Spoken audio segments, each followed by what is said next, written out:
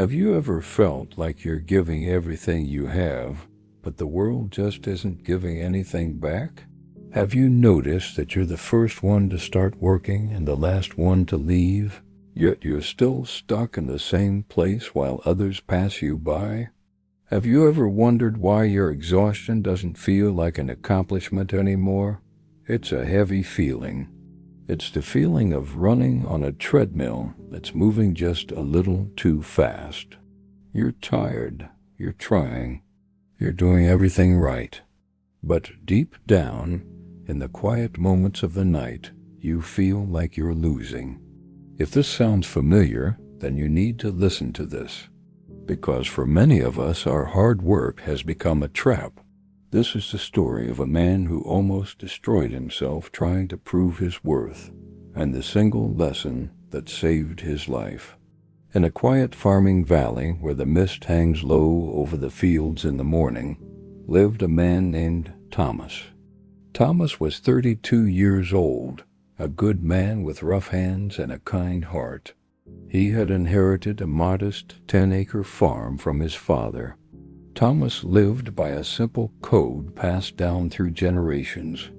Hard work, his father used to say, is the only honest way, and Thomas believed him. Every morning, Thomas woke up at 4. While the rest of the valley was sleeping, Thomas was already in the dirt. He refused to use modern machines. He planted every seed by hand. He carried water in heavy buckets, walking back and forth until his shoulders screamed.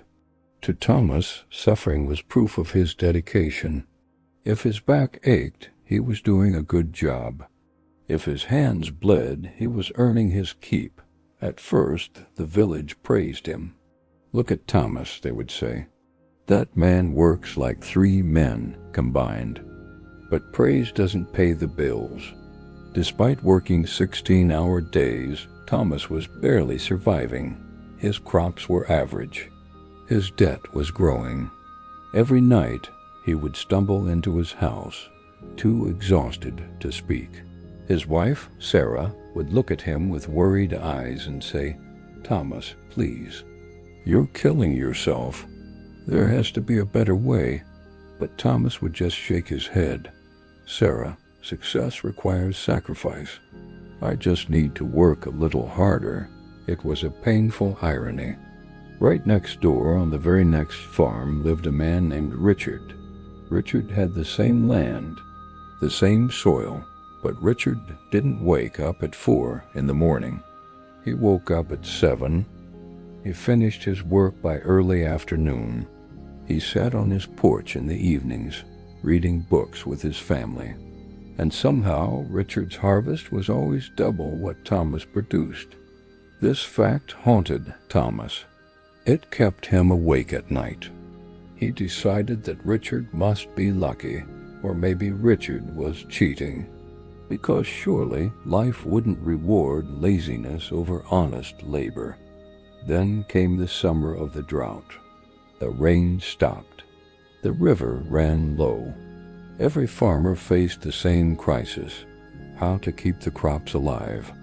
Thomas did the only thing he knew how to do. He doubled his effort.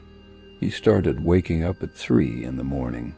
He began carrying water from a distant well, making 50 trips a day. His body was screaming, but he kept repeating his mantra: "Hard work never fails. Hard work never fails."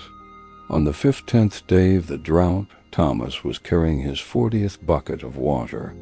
He took a step, and his legs simply disappeared beneath him. The bucket crashed down. The water spilled into the thirsty dust. Thomas fell to his knees, clutching his chest, gasping for air. He woke up in a hospital bed, hooked up to 4 fluids.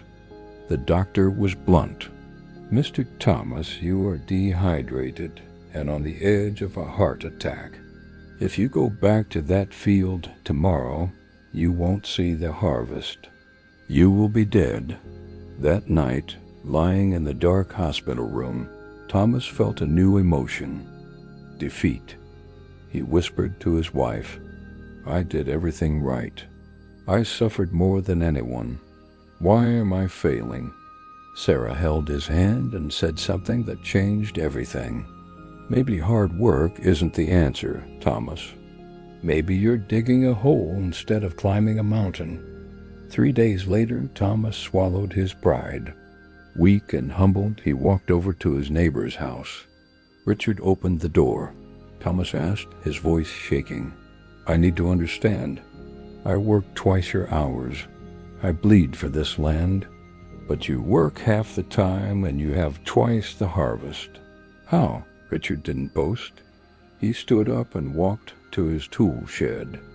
He came back with 2 axes. One was old, rusted, and dull.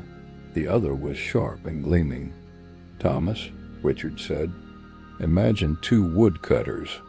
The first woodcutter swings this dull axe for 12 hours straight.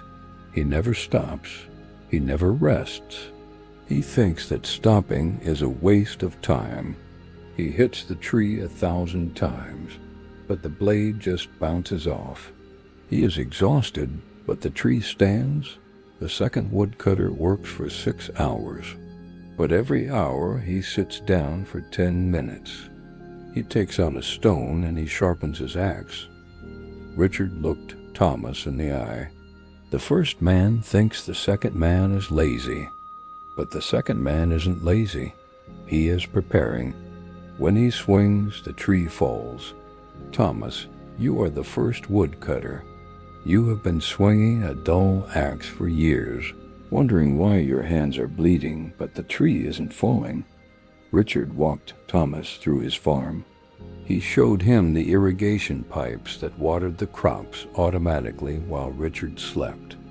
"I don't work hard, Thomas. I work strategically." Thomas went home that night with a mind full of noise. He sat down at his kitchen table with a notebook, and for the first time in his life, instead of working, he thought.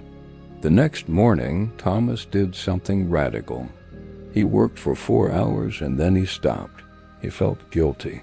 But he used that time to sell an old tractor and buy a simple drip irrigation system. It took him 3 days to install it. 3 days where he didn't do any real farming. But on the 4th day, Thomas turned a valve. Water flowed through the pipes, reaching every single plant perfectly. A job that used to take him 6 hours of back-breaking labor was now done in 20 minutes.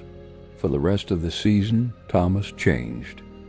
He slept 8 hours a night. He ate dinner with Sarah.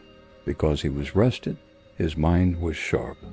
He noticed problems before they became disasters. When the harvest came, the results were undeniable.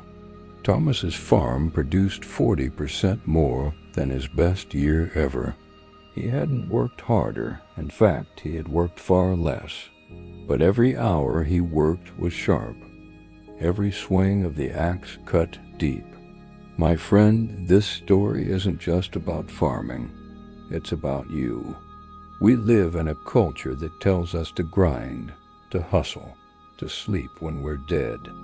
We wear our exhaustion like a badge of honor. But I want you to ask yourself the hard question today. Are you busy or are you effective? Are you making progress or are you just making movement? You are not a machine designed to run until you break. You are a human being with a brilliant mind, and your value does not come from how much you suffer. It comes from the problems you solve. If you have been swinging a dull axe, if you're tired of being tired, take this as your permission to stop, to breathe, to sharpen your mind.